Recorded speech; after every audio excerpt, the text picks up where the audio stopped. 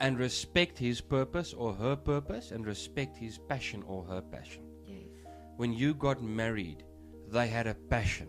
Yeah. He had a passion. This is what I want to do one day. You guys discussed these things while you were dating. Where did it go? Exactly. What happened? Support each other in the vision Endow this. jointly. Do it together. I mean, when you got married, she wanted to do this, he wanted to do that, and you all said, in 5 years, we're going to stay here, and you're going to be doing that, and I'm going to be doing this. What changed? What changed? People are like, no, but children came and then, you know. No, that's a lie. I'm just saying that's what people think. Then they feel like they've missed everything because they've done everything for their husband and their children. You know? And then they feel like they didn't live out their purpose. And I want to say to you, if that is you, like, speak to your spouse about it. Listen, I really have this passion for ministering. I want to go do street ministry. What do you feel? I think sometimes you'll be surprised that your spouse will be like, wow.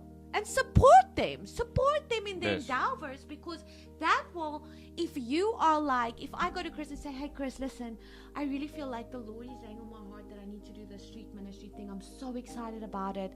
And you come and say, well, I don't feel that way. And you just come and cut that person. And I'm talking out of a place of fear.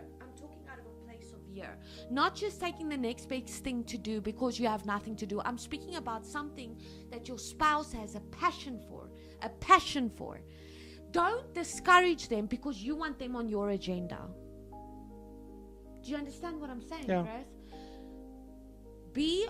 Be of like fulfilling one another's joys according to the word of God. You understand what I'm saying? Don't do things that are flaky or things that are going to mess up your relationship. Don't do stuff like that. Don't get yourself in businesses that, for example, there's only girls there and things like that, and you're dealing with stuff. I'm not talking about stuff like that. I'm speaking about the passions that you guys had when you guys were dating. And you're like, oh, you know what? I would love to start a ballet academy or whatever that dream was. Or be a photographer. Whatever it is. Jake, follow your dreams. And support each other in the dream. We tend to quickly say, listen, you killed my dreams. That's the biggest lie. That's Chris. That's the biggest lie the enemy has ever brought into marriage. I mean, you got married with your dreams, and now you're blaming each other for killing the dreams. Yeah. How does that work? And remember that the vision's always together. It's always together.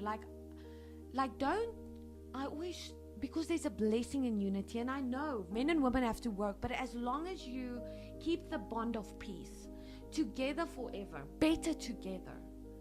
Like, that is always me and Christopher's thing. Like, better together, stronger together. You go further together. Because even the word of God says that you get a great reward. What is it? Ecclesiastes 3 verse 4. I think it is. Ecclesiastes. Because they get a great reward. Two are better than one because they get a great reward for their labor. I've got it right here, don't worry. Two are better. Oh, you see? Ecclesiastes 4 verse 9. Two are better than one because they have a good reward for their labor. They have a good reward for their labor.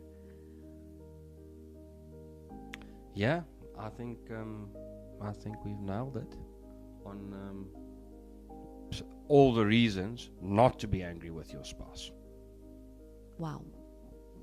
And I feel like what we punted on is look at yourself. Look at yourself.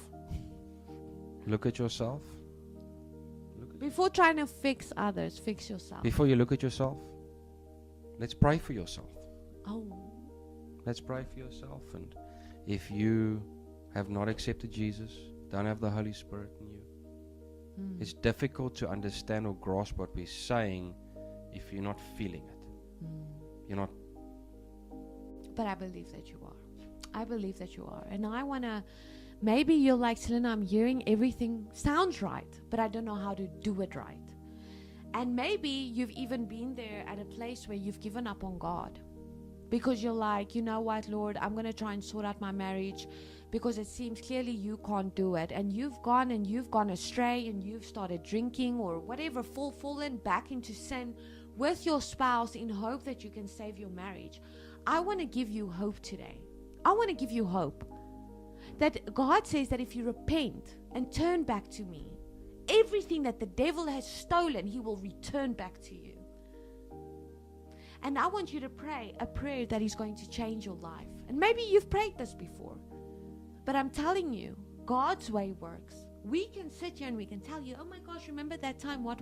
But ultimately, what me and Chris have learned, God is the foundation of your home. Because when the wind and the storm comes, the house is not shaken. It did not fall because it was built on the rock. Amen. So I want you guys, where you are at, I just want you to pray this simple yet powerful prayer with me. Right where you are. Repeat this after me. Dear Heavenly Father, I pray for Jesus Christ to come into my heart right now. I pray that you will wash me and cleanse me of all of my sin. Renew my mind to the ways of Christ. I thank you that you died and were raised on the third day for me. I believe that I'm on my way to heaven, and I thank you that I will sanctify my house. I will sanctify my husband, and I will sanctify my children. In Jesus' name, amen. Thank you for listening to our episode today. With a heart for the harvest, we are committed to proclaiming the gospel and equipping believers. If you would like to partner with us, please visit www.cjoas.com.